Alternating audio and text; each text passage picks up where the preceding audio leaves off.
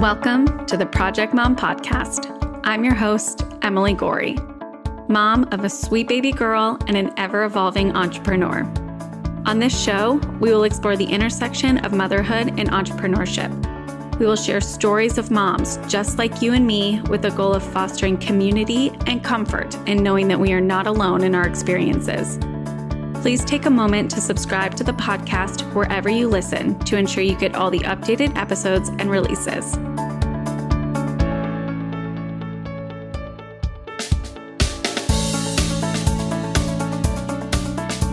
Welcome to today's episode of the Project Mom Podcast.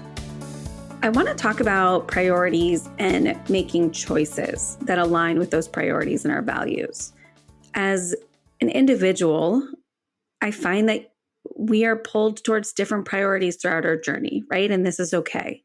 Some seasons you'll maybe feel compelled to be more present with your children. And at times you may feel the drive to focus a bit more on your business. And I'm a believer that we can do both, but maybe not all by ourselves. I feel like once I became a mom, the other facets of my identity were reevaluated through that lens. The lens of stories and narratives of what we were supposed to do as moms, the role we were supposed to play for the others in our lives. And at times, I found myself putting myself last, that the things that used to bring me joy were the first things to go when I was faced with financial changes or time crunches, that my needs come last to those that I'm nurturing. And I want to talk about the idea that we can do it all, but not at the same time. And why is there this idea that we have to do it all by ourselves, that we aren't worthy of support, of asking for help, of changing our priorities, hell, even changing our minds, right? I want to look at the importance of identifying what our priorities are in this stage of our lives, right? What is it that we as individuals want to accomplish? And are our outward choices reflecting those desires?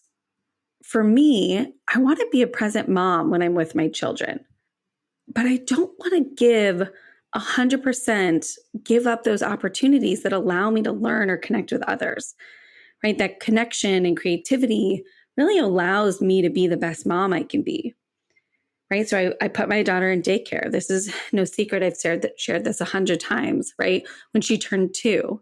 And I had to trust, really learn to trust that the people who are supporting her at school are meant to be a part of her journey and a part of her care team.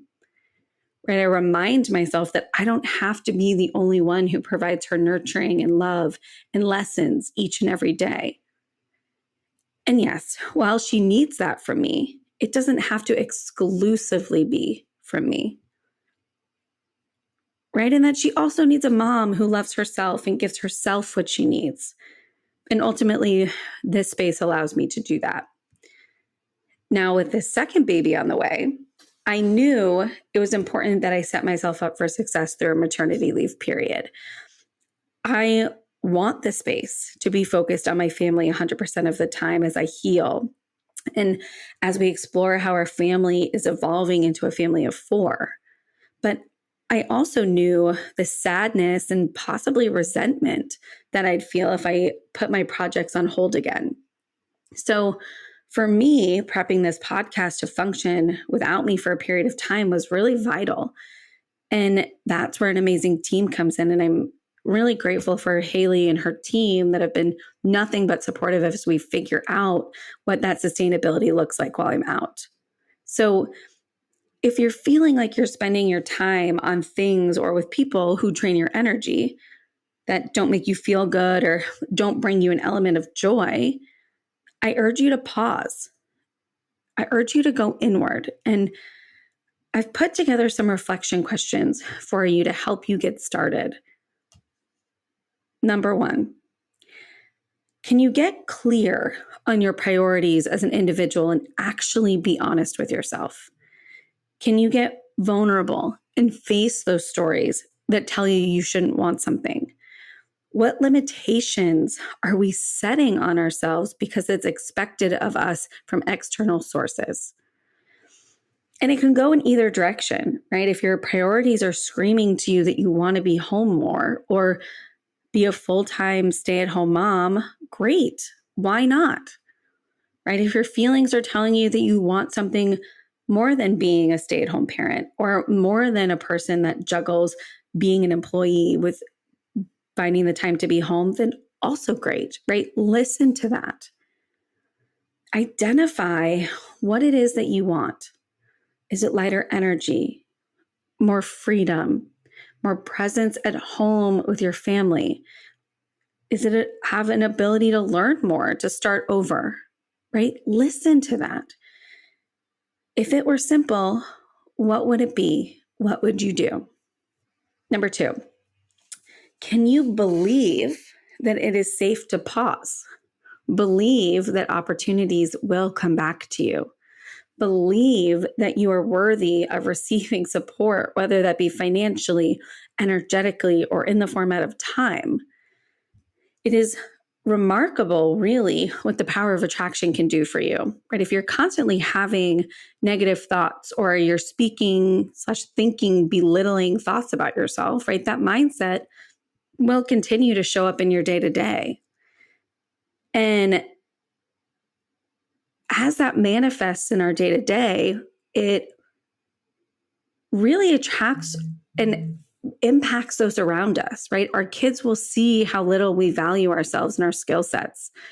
The type of clients we attract will continue to test our value and probably not respect the boundaries or the work that we do, right? So something to consider. How are we showing up internally, and how is that impacting our external experiences? And number 3, right? There's power in action. Can you trust that everything you've experienced thus far brings value to the table? That your journey in your career, your journey as a mom has its place in your experience, and that everything you've been through and learned up till now will give you a unique way to show up for others in your life, right? Whether that be in business or with your family. Right? We're constantly evolving and we're constantly improving and empowering our skill sets. And so what I ultimately love about these reflection questions and these sections is that it helps us put light on the ways in which we may be holding ourselves back, right? Each of these require us to take responsibility and empower ourselves and reframe our mindset so that we can live a life that aligns with our values and our priorities.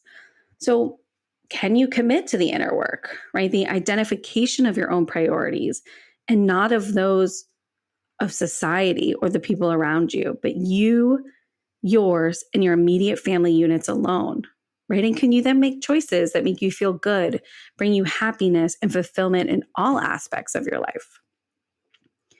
If you end up going through this exercise, I'd love to know, what did you come up with? Are you living your life in alignment with what matters to you? Or are there changes that you'll be making in order to give yourself the opportunity to find the right harmony for you and your family?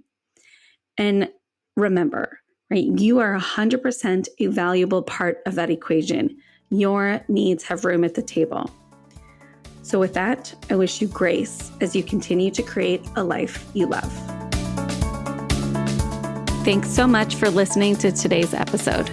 If you liked what you heard, please help us out and leave a review wherever you listen, and consider sharing with your friends. If you're interested in learning a bit more about the project or want to share your story, please visit our website linked in our show notes below.